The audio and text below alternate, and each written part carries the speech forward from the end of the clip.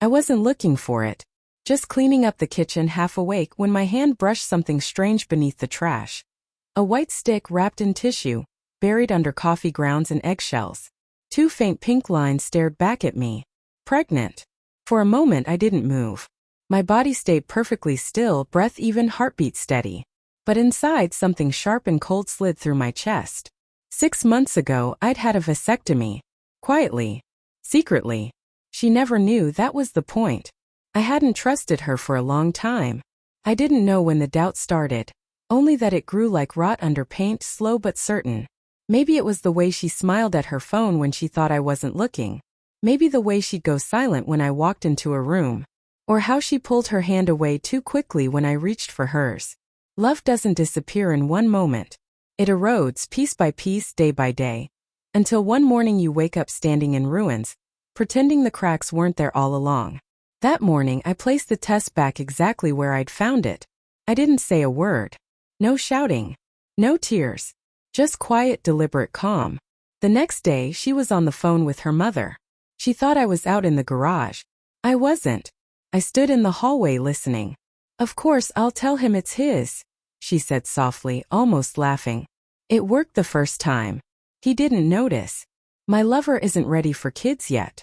The words hit like a knife pressed slow into flesh. The first time. Our son, my son, wasn't mine. I sat on the steps for a long while afterward. My mind wasn't racing. It was clear, still, and sharp, the kind of stillness that comes before a storm. By the time she left for work, my decision was already set. I didn't confront her. There's no satisfaction in arguing with someone who lies for sport. They twist everything until you question your own sanity. No, I wouldn't give her that chance. Instead, I packed a small bag.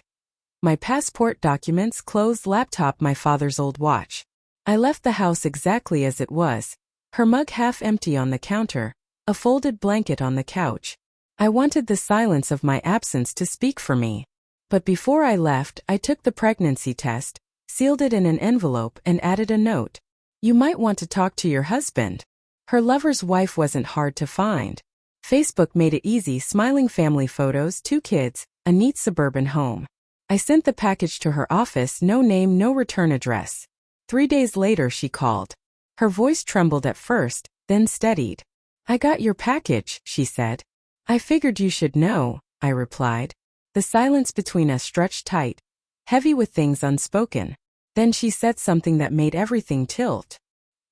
"He told me I can't have children," she whispered. "That's why he stayed with me. He thought we were trying." And suddenly it all made sense. My wife hadn't just lied to me. She'd trapped him too. Manipulation wasn't her mistake. It was her craft.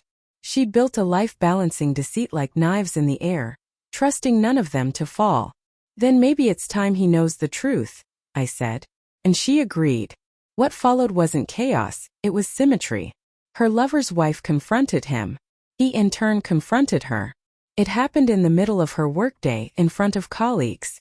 That night she called me, crying so hard I could barely make out her words. Begging me to come home, to talk, to fix things. But how do you fix something that was never real? I didn't answer. A week later, the divorce papers landed on her doorstep. No warning, no note, not even my signature yet. Just the beginning of her ending. I'd already moved the money, closed the joint accounts, canceled her cards, changed the locks. She woke up one morning with nothing left that she could control. I didn't stop there. I left her lover's wife a few breadcrumbs.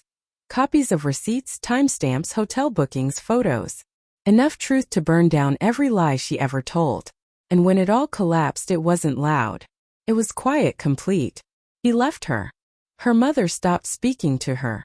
Her company suspended her for inappropriate conduct. A mutual friend said she'd moved in with her sister, broke, alone, pregnant with a man who didn't want her, and abandoned by the one she betrayed. It wasn't revenge that drove me. It was balance. Justice doesn't always shout. Sometimes it whispers slowly and surgically. I see my son every other weekend now. Our son, though the blood says otherwise, he's still mine in every way that matters. None of this is his fault. But sometimes when I look at him, I feel the ache of what was stolen, the truth I never got to live. I wonder if she ever lies awake at night, remembering the man who once loved her beyond measure. The man who would have done anything for her. Before the secrets. Before the test. Before love turned into quiet strategy. I doubt it. People like her don't remember. They just regret being caught. Still, whenever her name flashes on my phone, I can't help but smile. Not because I miss her, but because I know she finally understands what it means to lose control.